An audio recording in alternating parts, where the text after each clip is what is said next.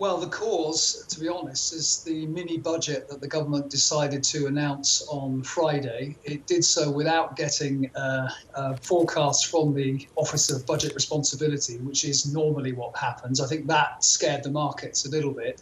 And then essentially what scared the markets was that the government combined this huge energy rescue package with a whole bunch of unfunded tax cuts to get growth going in the economy.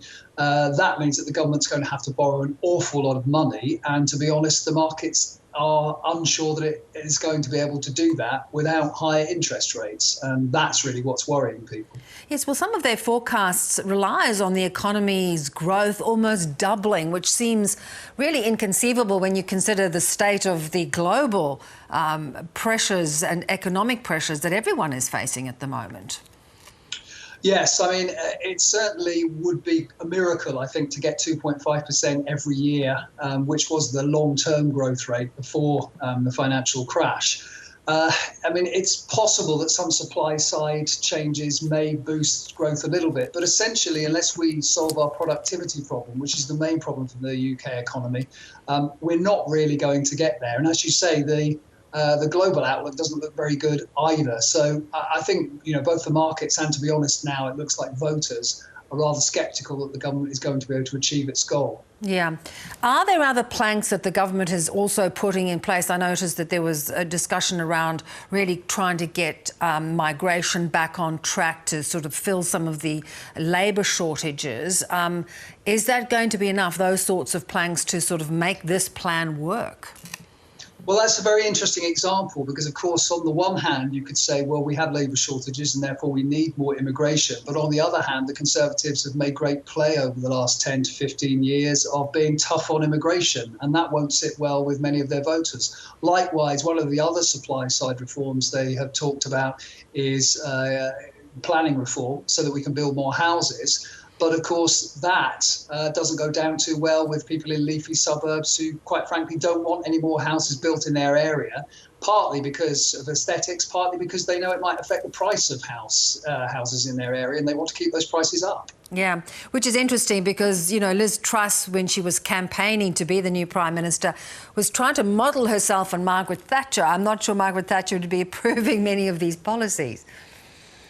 Well, I think there's a misreading in some parts of the Conservative Party as to what Mrs Thatcher wanted to do. Yes, she did cut taxes over the long term, but actually when she first came in, she put taxes up because she was all about balancing the budget. Unlike someone like Ronald Reagan, for example, who was prepared to let borrowing take the strain. But you can do that if you've got the dollar as your international reserve currency. Much more difficult to do if you are a small country on the edge of Europe who's just withdrawn from the European Union and whose currency is no longer a reserve for most people. And so now that's even putting more pressure on the cost of living. We saw earlier, people who are importing goods are going to really struggle to keep prices down. In fact, it's going to probably fuel inflation. Yes, I mean, that is the real problem we've got. Inflation is already forecast to be over 10% in the short to medium term.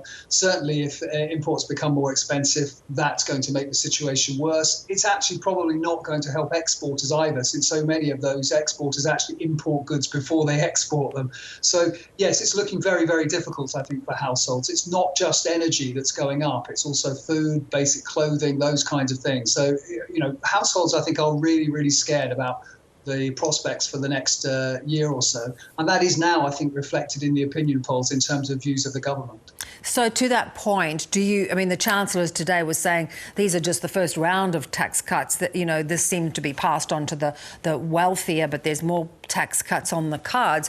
Do you think they're going to revisit this package? It's going to cost an absolute bomb as well. Well, I mean, I think they won't want to revisit this package, but it may be that they will have to. I think Kwarteng, the Chancellor, made things worse by suggesting there were more tax cuts to come, which I think the markets are even more dubious about. I mean, it's possible that they will be a little bit more redistributive than some of the tax cuts he announced on Friday. But I mean, it's very difficult to see how they are the solution to the problem that the economy is facing right now. So I think most people are more worried right now, actually, about rising interest rates and what the Bank of England, which is independent from the government, will do on that front. But we have a strange situation where we have the government wanting to put its foot on the accelerator, and at the same time the Bank of England wanting to put its foot on the brake by raising interest rates, which of course makes for a rather incoherent economic policy. Which is not surprising then that this has already triggered commentary and perhaps a lack of confidence in the new Prime Minister who's been there barely weeks. Yes, I mean, she's been there 3 weeks, I think it is. Obviously, the first 11 days were disrupted because of the death of Queen Elizabeth, but certainly it's no kind of honeymoon. There are already rumblings in the Conservative Party, from people who feel that they may have picked the wrong leader. Is already talk, actually, of a leadership spill in the next week or even months to come.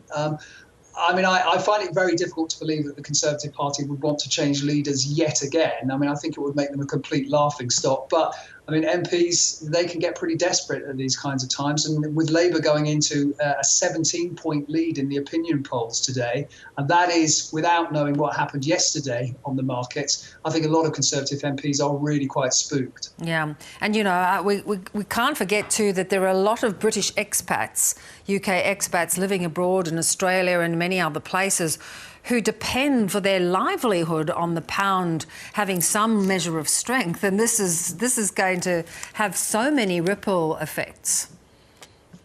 It is, yes, certainly. I mean, for those people living abroad on British pensions, this is very difficult.